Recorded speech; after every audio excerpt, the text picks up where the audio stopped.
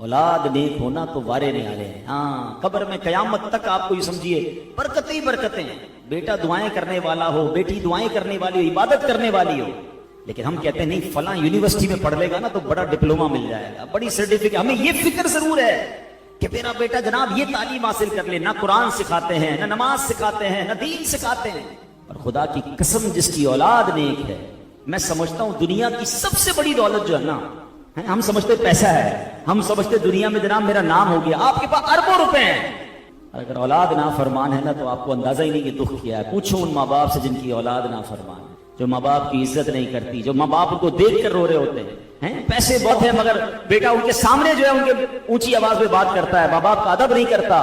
راتیں کدھر گزر رہی ہیں ماں باپ کو پتا نہیں. ان کو یہ خوف رہتا ہے میرا یہ مال میرے مرنے کے بعد اولاد کس جگہ خرچ کرے گی. یہ دکھ بہت بڑا ہے. اللہ کسی دشمن کو بھی اولاد کا دکھ نہ دکھائے. اور جس کی اولاد نیک ہے, اللہ اکبر, یہ سب سے بڑی دولت ہے. میں ایک مشورہ دوں گا, ویسے تو جتنا ہو سکے اپنی اولاد کی تربیت کریں, مگر ایٹ لیسٹ ایک ٹارگٹ ضرور لیجئے گا کہ میں نے اپنی زندگی میں اپنی اولاد کو 5 وقت کا نمازی ضرور بنانا ہے. ٹھیک ہے, اور اس کا فائدہ پتہ کیا ہوگا کہ پہلے یہ سمجھیے کہ نیک اولاد ماں باپ کو مرنے کے بعد کیسے کام آتی ہے. حضرت عیسیٰ علیہ نبینا علیہ الصلوۃ والسلام اللہ کے نبی ہیں, اور اللہ کے نبیوں کو اللہ نے بڑے کمال دیے ہوتے. ایک بار کہیں سے گزر رہے تھے تو آپ نے ایک قبر کے پاس دیکھا کہ نظر آپ کی ایسی تھی کہ آپ نے قبر کے اندر کے حالات دیکھے, اس پر عذاب ہو رہا. آپ ٹریول پہ کہیں جا رہے تھے, واپس آئے تو اسی قبر میں نور انوار کی بارش ہو رہی تھی. آپ حیران ہو گئے, آپ نے اللہ سے کہا یا اللہ کچھ دنوں پہلے تو اس قبر پر عذاب, آج یہاں برکتیں, بڑے مزے میں ہے مردہ. اللہ نے فرمایا موسیٰ بندہ بڑا گناہگار تھا, خطائیں کرتا تھا, مر گیا, اس کی عذاب ہو رہا تھا. مگر جب یہ مرا تھا نا, اس نے اپنی وائف کو پریگننٹ چھوڑا تھا, اس کی وائف حاملہ تھی, اس کو بچہ ہوا, بچہ بڑا ہوا. اور اے موسیٰ جب بچہ وہ بڑا ہو کے مدرسے میں گیا نا, اس نے مجھے قاری صاحب نے کہا پڑھو بسم اللہ الرحمن الرحیم. اس بچے نے پڑھا بسم اللہ الرحمن الرحیم. اے موسیٰ مجھے, اے عیسیٰ مجھے حیا آئی کہ میں اس کے باپ کو زمین کے اندر عذاب دوں جس کا بیٹا مجھے زمین کے اوپر رحمان اور رحیم کے نام سے پکارا. صرف بیٹے کے بسم اللہ الرحمن الرحیم پڑھنے کی برکت سے اس کے والد کی بخشش ہے. آپ کو ایک اور بڑی ہارٹ ٹچنگ بات کہہ دیتا ہوں, عقل مند یہ جملہ پک کر لیں گے. جب بیٹا بڑا افسر بن جاتا ہے نا, دنیا کی کوئی بہت بڑی ڈگری حاصل کر لیتا ہے, میں سب کے لیے نہیں کہہ رہا, میجورٹی کی بات ہو رہی ہے, تو بعض اوقات ماں باپ ڈرتے ہیں کہ بیٹے کو برا نہ لگ جائے. میرا بیٹا بڑا افسر ہے, میرا بیٹا بڑا ڈاکٹر ہے, میرا بیٹا بڑا پولیس والا بن گیا ہے, بڑا افسر, بہت بڑا آدمی ہے. ماں باپ ڈرتے ہوئے بات کر رہے ہیں. لیکن اگر بیٹا عالم دین بن جائے نا, بیٹا مفتی بن جائے, بیٹا واقعی دیندار بن جائے, بیٹے کو ہمیشہ ڈر لگتا ہے میرے باپ ناراض نہ ہو جائے. فرق ہے نا. میں نہیں کہتا سارے ایجوکیٹڈ لوگ ایسے ہوتے ہیں, مگر میجورٹی کی بات, کیونکہ جب قرآن اور حدیث بندہ پڑھتا ہے نا تو اس کو پتا چلتا ہے کہ ماں باپ کے حقوق کیا ہیں. میرا تو سب کچھ میرے ماں باپ ہیں. ارے یہ راضی ہوں گے تو رب راضی ہوگا, اور یہ ناراض ہو گئے تو رب ناراض ہو جائے گا. وہ دنیا میں سب سے زیادہ آپ کو خوش کرنے کی کوشش کرے گا اگر آپ نے واقعی اسے قرآن و سنت سکھایا ہوگا. لوگ پریشان ہوتے ہیں کہ یار میں نے اپنے بیٹے کو دیندار تو بنا دیا مگر میری فرما برداری ہی ختم ہو گئی. ایک بڑا خوبصورت جملہ ہے, تم اپنے بیٹے کو دین کے حوالے کر دو, دین وہ بیٹا تم تربیت کر کے تمہارے حوالے کر دے گا. تو سب سے پہلے اپنی اولاد کی شریعت کے مطابق تربیت کریں. میں جملہ کہہ رہا تھا کہ اپنی اولاد کو کم از کم 5 وقت کا نمازی ضرور بنائیے گا. اس کا پتہ فائدہ کیا ہوگا, آپ کے میرے مرنے کے بعد وہ بے شک ہماری قبر پر آئے نہ آئے, مگر وہ روزانہ 5 وقت باوضو قبلہ رو ہو کر دن میں کئی بار پتہ کیا پڑے گا, ربنا اغفر لی ولوالدی وللمؤمنین یوم یقوم الحساب. کس حالت میں پڑھے گا؟ التحیات میں بیٹھا ہوگا, قبلہ رو بیٹھا ہوگا, نماز کی عالم میں ہوگا, فجر میں 2 بار پڑھے گا, ظہر میں بعض اوقات 3 اور 4 بار یہ دعا کرے گا, عصر میں کرے گا, مغرب میں کرے گا, عشاء میں کرے گا. سبحان اللہ, آپ نے سنا ایک بار رحمان الرحیم کہا تھا, اللہ نے اس قبر والے سے عذاب اٹھا دیا جس کا بیٹا 5 بار اس کے لیے دعا کرے گا. سوچو نا ماں باپ کا کیا حال ہو جائے گا. تو پریورٹی یہ دیجیے گا کہ بے شک آپ کا بیٹا, آپ کہتے ہیں بہترین اسکول میں پڑھے لیکن دین سے دور نہ ہو جائے. اور یہی ہماری ذمہ داری ہے کہ ہم اپنی اولاد کی طرف آئیں. اب ذرا غور سنیے گا, حضرت سعد بن عبداللہ تستری رحمۃ اللہ تعالی فرماتے ہیں, میں 3 سال کی عمر کا تھا. دیکھیں ان کی تربیت کیسی کی. کہتے ہیں میں رات کے وقت اپنے ماموں جان حضرت محمد بن صبار علیہ رحمۃ اللہ الغفار کو نماز پڑھتے دیکھا تھا. ایک دن نے مجھے کہا کہ اے بیٹا کیا تو اس رب کو یاد نہیں کرتا جس نے تجھے پیدا کیا ہے؟ میں نے پوچھا میں اپنے رب کو کیسے یاد کروں, چھوٹا تھا. تو مجھے کہا کہ جب رات کو سونے لگو نا تو زبان کو حرکت دیے بغیر دل ہی دل میں یہ کلمات 3 مرتبہ کہو، اللہ معی، اللہ ناظر الی، اللہ شاہدی، یعنی اللہ میرے ساتھ ہے، اللہ مجھے دیکھتا ہے، اللہ تعالیٰ میرا گواہ ہے۔ بیٹا رات کو سوتے وقت دل ہی دل میں یہ پڑھ لیا، کہتے ہیں میں نے پڑھنا شروع کر دیا۔ جب چند راتیں یہ کلمات پڑھ لیے تو انہوں نے کہا کہ اب 7 مرتبہ پڑھو۔ میں رات کو سوتے وقت 7 بار پڑھتا تھا، پھر کچھ دنوں کے بعد میں نے کہا میں نے 7 بار پڑھ رہا ہوں، فرمایا اب 11 مرتبہ پڑھو۔ میں 11 مرتبہ، اب بندہ ریپیٹ کر رہا ہے بچہ کہ اللہ میرے ساتھ ہے، اللہ جو میں کر رہا ہوں وہ دیکھ رہا ہے اور اللہ میرا گواہ ہے۔ اس بچے کے دل میں اللہ سے کنیکٹیوٹی پیدا ہو رہی، کہہ رہی ہے مجھے بڑا مزہ آنے لگا۔ تو اب ماموں جان مجھے کہتے ہیں 1 سال گزر گیا نا، تو مجھے کہتے ہیں کہ بیٹا جو میں نے سکھایا ہے نا، اب قبر میں جاتے وقت تک روزانہ پڑھنا ہے، اس کو چھوڑنا نہیں اس وظیفے کو۔ مجھے بڑا مزہ آنے لگ گیا، بڑی روحانیت محسوس ہونے لگی، میں ذکر کرتا رہا۔ اب ماموں نے ایک دن مجھے کہا کہ اے سہل ایک بات بتاؤ، جس کو رب دیکھ رہا ہو، جس کے ساتھ اللہ ہو، جس کا گواہ رب ہو، کیا وہ اللہ کی نافرمانی کرتا ہے؟ بس وہ کہتے ہیں وہ جملہ میں نے سننا تھا کہ واقعی جب میرا ایمان یہ ہے کہ اللہ مجھے دیکھ رہا ہے، اللہ میرے ساتھ ہے، میری تمام باتوں کا گواہ ہے، اب میں رب کی نافرمانی کیسے کروں؟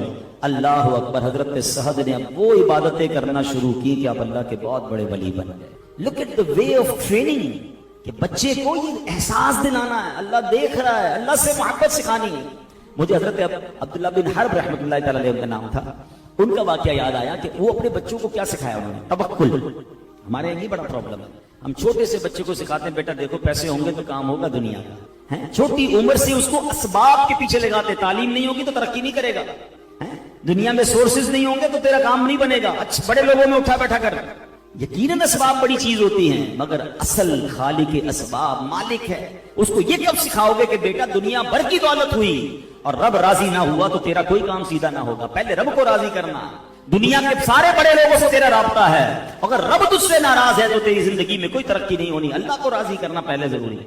حضرت عبداللہ بن حرب رحمۃ اللہ تعالی علیہ، ان کا بیٹا جو تھا چھوٹا تھا، دیکھیے بچوں کی تربیت کے نرالے انداز، اپنے بچے کو کہتے ہیں بیٹا جب بھی کھانا کھانا ہونا تو اللہ سے مانگو، اور یہ ایک جگہ ہے محراب گھر میں بنی ہوئی تھی، کہا یہاں بیٹھو گے دعا کرو گے یا اللہ مجھے کھانا دے دے تو میں کھانا مل جائے۔ اس بچے کو دوپہر کو بھوک لگتی، وہ محراب کے پاس جاتا، ان کی جو زوجہ تھی نا انہوں نے پلان یہ کیا تھا کہ جب بیٹا دعا کرے تم نے محراب میں کھانا رکھ دینا، تاکہ بچے کو یہ پتا ہو کہ اصل دینے والی ذات، رزق دینے والا رب ہے۔ بچہ کسی اور سے نہ مانگتا، دوپہر کو جا کر دعا کرتا تو کھانا مل جاتا، رات جا کر دعا کرتا کھانا مل جاتا، ان کی زوجہ جا کر وہ کھانا وہاں رکھ دیا کرتی۔ ایک دن کچھ عرصہ ہو گیا تو ان کی زوجہ گھبرائی ہوئی آپ کے پاس آئی اور کہتی حضور بڑا معاملہ ہو گیا۔ کہ کیا ہوا؟ کہ آج میں کھانا دینے کے لیے دیر ہو گئی مجھے، اور میں جب دوڑتی ہوئی گئی کہ بیٹے نے دعا کی ہوگی تو دیکھا وہ کھانا کھا رہا ہے۔ میں نے کہا بیٹا یہ کھانا کہاں سے آیا؟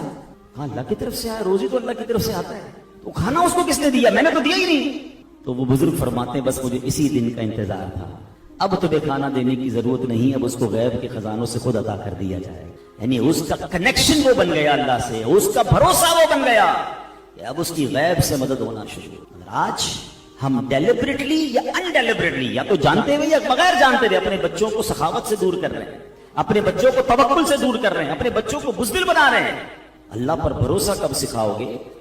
علماء کہتے ہیں بہترین تحفہ ہے باپ کی طرف سے اگر باپ اپنی اولاد کو سخی بنائے۔ سخاوت کیسے آتی ہے کہ آپ اللہ کی راہ میں اگر خرچ بھی کریں تو اپنی اولاد کے ہاتھ سے کریں، انہیں سکھائیں کہ کیسے خرچ کرنا ہے، بیٹا یہ کسی غریب کو دے دو، یہ مسجد میں دے دو، تاکہ اسے پتا چلے کہ یہ خرچ کرنا بھی ضروری ہے، اور اس کو سمجھائیں کہ آج ہم یہ خرچ کر رہے ہیں، اس کی برکت سے اللہ ہمیں دنیا میں عطا فرماتا ہے، اس کی برکت سے ہمارے ہمیں جنت کی نعمتیں عطا فرمائے گا۔ اپنی زکات دیتے وقت ایک اور بڑا پرابلم ہے، اب تو یہ میں چھوٹے بچوں کی بھی بات کر رہا تھا، جب بچے بڑے ہو جائیں تو ہونا یہ چاہیے کہ ہمارے جو والد ہیں، بزرگ ہیں، دادا نانا، وہ اپنے بچوں کو بٹھا کر بتائیں کہ ہم ہر سال کتنی زکات دیتے ہیں اور یہ زکات کہاں کہاں دیتے ہیں۔ اب ہمارا پرابلم یہ ہے کہ ہم جب شخصیات سے، بزنس مین سے ملنے جاتے ہیں، کسی نوجوان کاروباری آدمی سے کہیں کہ بھائی اپنی زکات آپ کہاں دیتے ہیں، تو مجھے کیا پتا، ابو دیتے ہیں، سارا حساب تو ابو کے ہاتھ میں ہے، یہ غلط کر رہے ہیں آپ اپنی اولاد کے ہاتھ سے یہ کام کروائیں، کیونکہ میرے مرنے کے بعد میری اولاد کو کیا پتا کہ زکات کیسے نکالنی ہے اور یہ نیکی کہاں کہاں کرنی ہے۔ بعض اوقات ہم کچھ اپنے خاندان کے رشتہ داروں کی مدد کر رہے ہوتے ہیں، ہم اپنے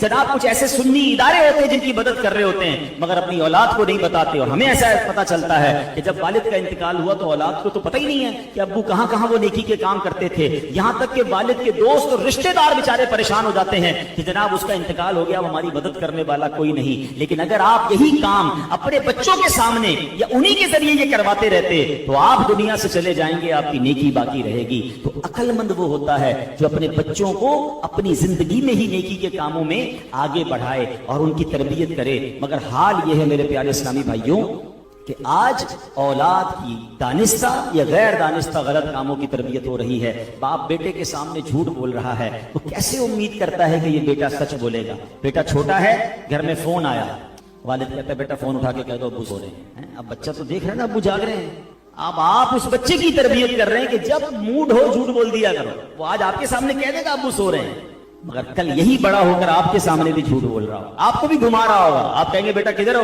اتنی دیر سے کیوں آئے ہو؟ وہ کہے گا ٹریفک جام تھی۔ اس نے کہا ابو آپ نے سکھایا تھا جھوٹ بولنا، اب آپ ہی کو گھماتا رہوں۔ نہیں، بچپن سے ہی بچے کو یہ پتا چلے کہ جھوٹ یہ جہنم میں لے جانے والا کام، یہ اللہ کو ناراض کرنے والا کام ہے۔ مزیدار تربیت یہ ہے کہ بیٹے سے غلطی ہو وہ اتنا ہمت والا ہو کہ آپ کے سامنے آ کر بتائے کہ مجھ سے غلطی ہوئی ہے، اس کو پتا ہو کہ میں اپنے والد کے سامنے جھوٹ نہیں بول سکتا۔ اور آپ کا بھی یہ انداز ہونا چاہیے کہ اگر بچے نے اپنی غلطی مان کر سچ کہہ دیا تو اسے سزا نہ دیں، کم از کم اس کو اس سچ پر اپریشیٹ کریں کہ ماشاءاللہ چلو کوئی بات نہیں، تم نے سچ تو بتایا، تاکہ سچ کا حوصلہ پیدا ہو۔ سانچ کو آنچ نہیں ہے، مگر وہ بے وقوف لوگ اپنے سامنے اپنے بچوں کی، یہ مائیں بھی جو ہیں، آپ سمجھتے ہیں کہ آپ اپنے بچوں کے سامنے اپنی ساس کی برائی کریں تو یہ بچوں کی تربیت ہو رہی ہے؟ آپ بچوں کے سامنے اپنے شوہر کی برائی کریں، کیا یہ بچوں کی تربیت ہو رہی ہے؟ بچوں کو پتا چل رہا ہے کہ ماں باپ کا آپس میں رشتہ کیسا خراب چل رہا ہے۔ ماں میری نانی کے بارے میں، میری دادی کے بارے میں کیا بات کرتی، ہم نہیں سمجھ رہے، یہ کوڑا کاغذ ہے۔ They are getting some thing from you. وہ روز گھر میں یا تو نیگیٹیوٹی کو ایبزارب کر رہے ہیں، یا جناب وہ روز گھر میں پازیٹیوٹی حاصل کر رہے ہیں، وہ دین سیکھ رہے ہیں۔ اللہ کرے یہ بات سمجھ آ جائے، لیکن یہ جو لالچ ہے نا، یہ کتنی بری بلا ہے اور کس طرح دنیا میں انسان برباد ہوتا ہے۔ میں آپ کو ایک واقعہ سناتا ہوں، پھر انشاءاللہ اپنے بیان کو کنکلوڈ کرتا ہوں کہ یہ جو مال کی محبت آج کل سکھائی جا رہی ہے، لالچ جو دلوں میں اتاری جا رہی ہے، خدا را کبھی اپنے بچے کو مال کا لالچی مت بنائیے گا، اس کو دین سیکھنے والا اور جس کے اندر سخی دل ہو۔ مال کی محبت کی بجائے اللہ اور اس کے رسول سے محبت آپ دے دیں، مال کہیں نہیں جاتا، جو نصیب میں ہے وہ مل کر رہے گا۔ لیکن اگر اولاد صرف مال کے پیچھے بھاگتی رہی تو پھر وہ حلال اور حرام کی تمیز بھی اٹھا دے گی۔ حضرت عیسیٰ علیہ نبی علیہ السلام کا واقعہ، ویری امیزنگ اسٹوری، ذرا غور سے سنیے۔ ان کی خدمت میں ایک آدمی نے عرض کی کہ حضور آپ اللہ کے نبی ہیں، اتنی عظیم ہستی ہیں، میں آپ کے ساتھ کچھ وقت گزارنا چاہتا ہوں، آپ کی خدمت میں رہوں گا، آپ کی غلامی اختیار کروں گا، آپ مجھے موقع دے دیں۔ آپ نے اس کو اجازت دے دی کہ چلو ٹھیک ہے، ساتھ رہو۔ سفر پہ کہیں جا رہے تھے، حضرت عیسیٰ بڑے سادہ رہتے تھے، ان کے ساتھ بہت ساز و سامان نہیں ہوتا تھا، بڑی غربت والی، بڑی فقر و فاقہ والی، اللہ والی زندگی ان کی، کمال کی زندگی تھی۔ تو وہ کہیں جا رہے تھے تو نہر کے کنارے پہنچے، آپ نے کہا کہ چلو کھانا کھا لیتے۔ حضرت عیسیٰ علیہ السلام نے کھانا ہاتھ وغیرہ دھوئے اور کھانا جب لگایا گیا تو آپ کے 3 روٹیاں تھیں، ایک روٹی آپ نے کھائی، ایک روٹی اس مسافر نے کھائی۔ آپ جب نہر سے پانی پینے گئے تو اس ساتھی نے وہ روٹی چھپا لی، اب اس نے دیکھا ہیں 3 روٹیاں، اب بھی کھا لیا، آگے کیا کھاؤں گا؟ وہ دماغ میں اسی کو پہلے دن ہی گھبراہٹ شروع ہو گئی۔ توکل نہ ہو تو انسان یہی سوچتا نا کل کیا ہوگا، پرسوں کیا ہوگا۔ اب یہ ماشاءاللہ بچے کی ولادت پر، عقیقے پر یہ محفل ہے، ورنہ کچھ لوگوں کو دیکھا بچہ پیدا ہوتے ان کی ٹینشن شروع ہو جاتی ہے، خوشی کی بجائے ٹینشن، اللہ اکبر یہ بڑا ہوگا تو کیا ہوگا، اس کی پڑھائی کا کیا ہوگا، بچی پیدا ہو گئی تو اس کے رشتے کا کیا ہوگا، گھبراہٹ ابھی سے شروع۔ اللہ کے بندو، جس نے اولاد دی ہے وہی سارا انتظام فرمائے گا۔ مجھے بھی اسی نے پالا پوسا ہے، مجھے بھی یہاں تک اس نے پہنچایا، اولاد دی ہے تو رزق بھی اسی نے دینا، قسمت بھی اسی نے عطا کرنی، گھبراہٹ کس بات کی ہے؟ اللہ پر بھروسہ رکھو نا۔ یہ جو کل پرسوں سال بعد 2 سال بعد کی ٹینشنیں پالتے ہیں، ملتا کچھ نہیں، شوگر یا ڈائبٹک یا بلڈ پریشر کے مریض ہی بنتے ہیں، تو یہ نہ کیا کریں، اللہ پر چھوڑیں، اللہ پر بھروسہ رکھیں۔ اللہ پر بھروسہ سیکھنا ہو تو حدیث پاک بڑی پیاری ہے، اللہ کے نبی علیہ السلام فرماتے جس کا مضمون ہے، اگر تم اللہ پر ایسا بھروسہ کرو جیسا بھروسہ کرنے کا حق ہے، اللہ تمہیں ایسے روزی دے گا جیسے پرندوں کو رزق عطا فرماتا ہے۔ آپ کو پتہ ہے پرندے کیسے رزق لیتے ہیں؟ صبح پرندے، اور دنیا میں پرندے کتنے ہیں یہ الگ ایک پوری تحقیق ہے، کہ جتنے دنیا میں انسان ہوتے ہیں نا ہر وقت ملٹیپلائی بائی 10 اتنے جانور ہوتے ہیں. یعنی اگر 8 ارب مسلمان ہیں تو 80 ارب جانور ہیں, اور ملٹیپلائی بائی 10 اتنے پرندے ہوتے ہیں. 800 ارب اپروکسیمیٹلی پرندے اس دنیا میں موجود ہیں. اور یہ الگ ڈبیٹ ہے وہ رہتے کہاں ہیں. وہ رہتے درختوں میں جو ہم کاٹی جا رہے ہیں. کراچی میں تو پرندے دیکھنے کو نہیں مل رہے. کراچی والوں ایسا نہ کرو, ہم چھوٹے تھے تو ہمیں کوئل کی آواز بھی آتی تھی, ہمیں مینا بھی دیکھنے کو ملتی تھی, تتلیاں بھی دیکھنے کو ملتی تھی. اب تو ہمارے بچوں نے تو یہ بھی نہیں دیکھا, پتہ ہی وہ سوچیں کتابوں میں ہی ہوتی ہے, باقی شہروں میں نہیں ہوتے یہ پرندے.